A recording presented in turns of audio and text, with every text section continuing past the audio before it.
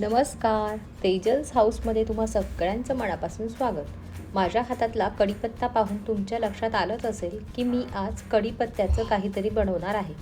तर आज मी बनवणार आहे कढीपत्त्याचे बिस्किट्स. हे बिस्किट बनवण्यासाठी आपल्याला काय सामान लागतं ते आधी बघून घेऊ.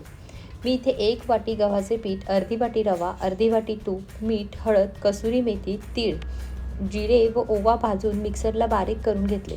आणि सगळ्यात महत्त्वाचं इन्ग्रेडियंट्स म्हणजे कढीपत्ता.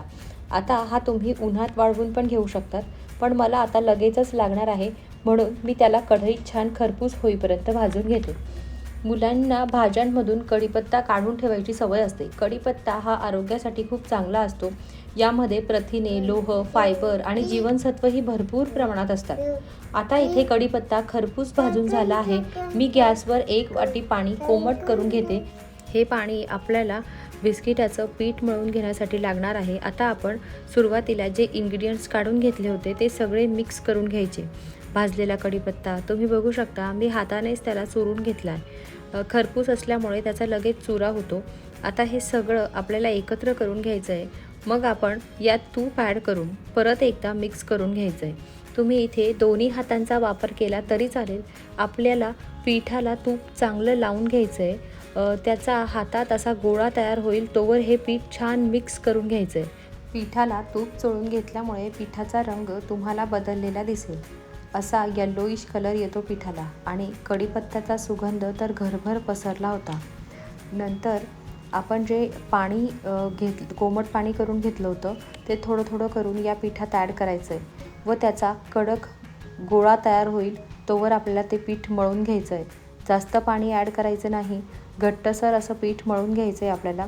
आता हे पीठ अजून कडक होऊ नये किंवा या पिठावर कडक अशी लेअर येऊ नये म्हणून यावर मी एक ओला कपडा झाकून घेते. इथे आपलं पीठ 10 मिनटासाठी बाजूला ठेवू तोवर मी इथे गॅसवर तेल गरम करून घेते. 10 मिनटानंतर आपल्याला या पिठाचा एक गोळा घ्यायचा आहे आणि त्याची पोळी लाटून घ्यायची आहे. आता हे लाटून झाल्यानंतर आतल्या बाजूने आपल्याला तेल लावून घ्यायचं आहे आणि ते तेल सगळीकडून पसरवून घ्यायचं आहे. आपण भाकरवडीला जी प्रोसेस करतो तीच प्रोसेस आपल्याला करायची आहे. पण ह्याच्या कडा तुम्हाला दिसत असेल थोडासा मिसमॅच दिसत आहेत, म्हणून आजूबाजूचे जे आहेत ना ते आपण कट करून साईडला ठेवून देऊ, म्हणजे त्या बाकीच्या पिठात आपल्याला ॲड करून घेऊ. नंतर हे बघू शकता तुम्ही, भाकरवडीसारखेच तुम्ही तळून घेतले तरी चालतील, पण मी अजून थोडे त्यांना बारीक लाटून घेणार आहे. एकदम प्रेस करून आपल्याला लाटायचं नाही, अगदी हळूवारपणे आपल्याला लाटून घ्यायचं आहे.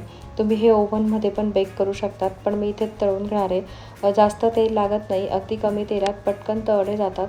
आणि तळत असताना आपल्याला गॅसचं फ्लेम हाय ठेवायचं नाही आहे. लो हीटवर मस्त छान क्रिस्पी होईपर्यंत तळून घ्यायचं आहे. जर आपण हाय हीटवर तळून घेतले तर वरतून जळतात आणि मऊ पडतात, नरम पडतात. मग ते बिस्किट टेस्टी लागत नाही एवढे.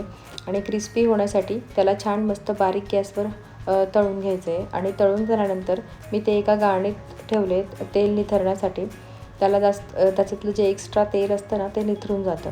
आणि तुम्ही जर माझ्या चॅनलवर नवीन असाल तर माझ्या चॅनलला सबस्क्राईब करा. आणि तुम्हाला माझे व्हिडिओ आवडत असतील तर व्हिडिओला लाईक करा.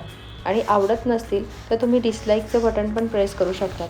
नेक्स्ट टाईम मी अजून चांगला व्हिडिओ किंवा बेस्ट व्हिडिओ बनवण्याचा प्रयत्न करेन व स्वतःला इम्प्रूव्ह करेन. इथे आपले बिस्किट्स मस्त असे क्रिस्पी तळून झाले आहेत. तुम्हाला आवाजावरून कळतच असेल, तोंडात टाकताच विरघळतील असे बिस्किट. त्याच्यासोबत मस्त असे ताक. इथे मी ताकात कोथिंबीर, पुदिना, हिरवी मिरची, अद्रक हे मिक्सरमध्ये पाणी घालून बारीक करून घेतले व हे पाणी ताकात गाळून घेतले. आता मी ताकात आधीच साखर व मीठ घालून घेतली होती. मस्त असे ताक व बिस्किट्स खाण्यासाठी रेडी झाले आहेत. चला तर मग पुन्हा भेटूया अशाच एका मस्त रेसिपीसोबत. तोपर्यंत बाय.